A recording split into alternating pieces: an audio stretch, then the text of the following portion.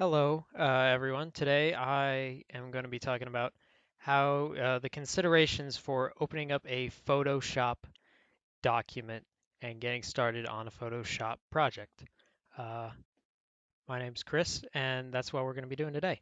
So, first, what you're going to do is you're going to click New, or you go to File, New, and you're going to see this little box. Now, the first thing that you can change is the name. You preferably want to change the name to something that has meaning to your project. So if I if my uh, Photoshop project is surrounding this tutorial, I might call it tutorial.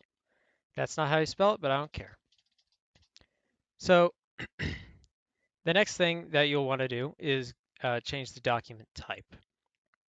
Now there are some defaults that you can use. You can use default Photoshop size. You can use web if you want to do stuff for the web, and you can use the US paper preset if you are going to be printing your work on paper. Or you can use the default, but I'm going to go over some of the specifics that you might want to know if you want to get more complicated with it. So if you are uh, going to be printing your work, what you're going to need to look at are your dimensions. You're going to want to make sure those are in inches because that's the best way to translate it your artboard area for directly to space for printing purposes. Uh, if you're going to be applying this to the web, you'd want to change this to pixels. And also the resolution is also very important. If you're printing, you're going to want a resolution of 300 because that's just best for printers and they can handle a little bit more data. But for loading times on the internet, to save time and file size, you're going to want to change the resolution to 72, and you're going to want to make sure the dimensions are in pixels. You can also change the color mode. RGB you should always use for the internet because that is what a monitor consists of: red, green, and blue LEDs, basically, that make all the different colors that you see on your screen, along with white. Uh, Light, of course. And that's why you'll want to select RGB color mode for that. And you can change the bit as well. I just leave it uh, as it is for the most part. I wouldn't mess with that too much. But for the color mode for a printer, you're going to want to use CMYK. Why would you want to use that? Well, because in a color printer, there's a cyan cartridge, there's a magenta cartridge, there's a yellow cartridge, and there's a black cartridge, which is what the K is. So you'll want to use this color mode so that it can easily translate over to that in your artwork for printing, and you can see the CMYK colors actually look a little bit different compared to the RGB color for the identity of that color and how it will be printed. You can also change your background color contents to white or a different background color, or for it to be transparent background for your artboard. Transparent would be if you're going to be making a PNG or a GIF, both of which can handle transparency, where the image won't just be filled with white in the absence of any data being plugged into those pixels, uh, which would be useful for the web, but not really for printing. And you can change that up as you like. Don't mess with this because it's too advanced.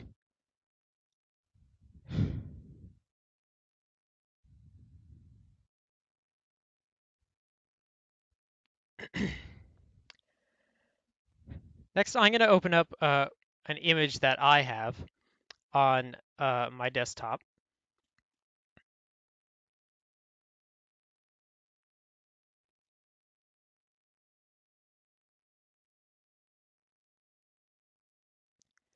All right, so this is a picture of me,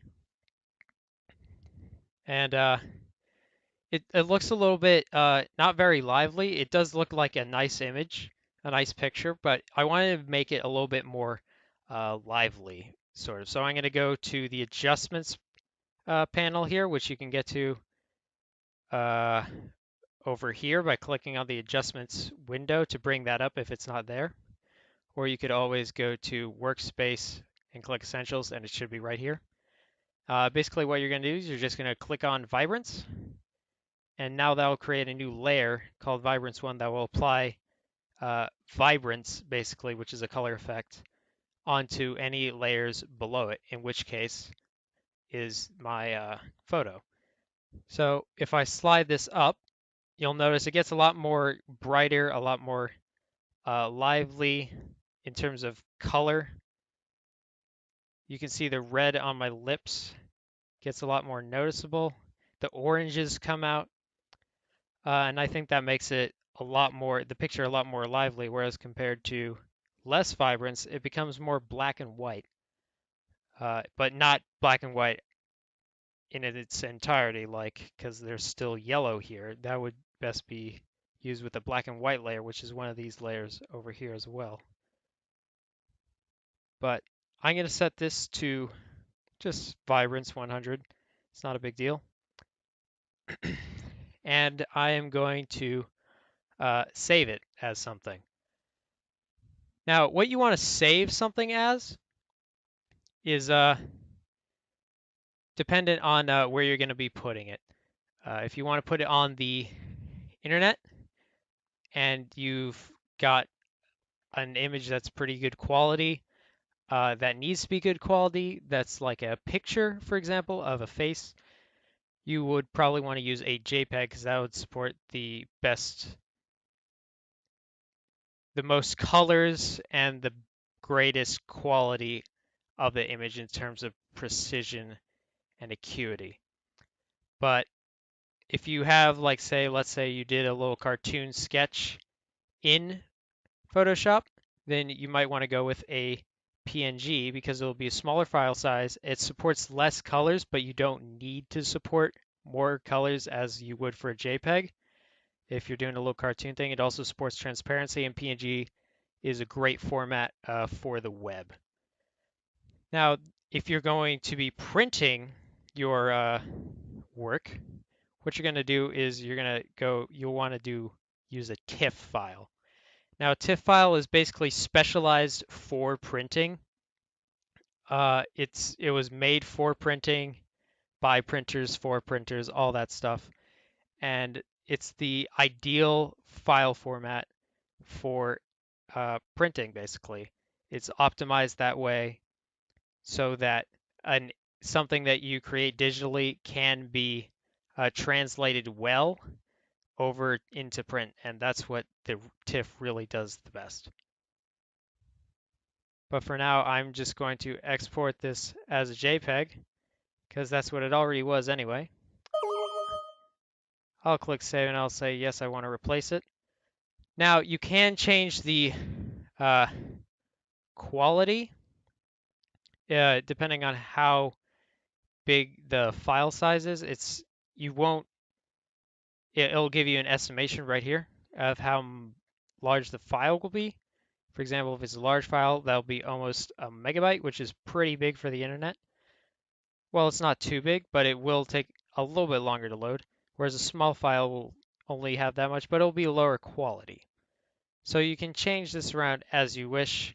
I'm not going to actually be uploading this. I just wanted to look pretty on my desktop, so I'll just set it to a large file. And I'll click OK. And it will save it as that, and it'll save it to where I selected to save it. Now, you'll probably want to save something to a specific folder for a bigger project that you're working on, of course. And that's all good for organization and things like that. But anyways, this has been my little Photoshop tutorial. I hope you enjoyed it. My name's Chris, and thank you for watching.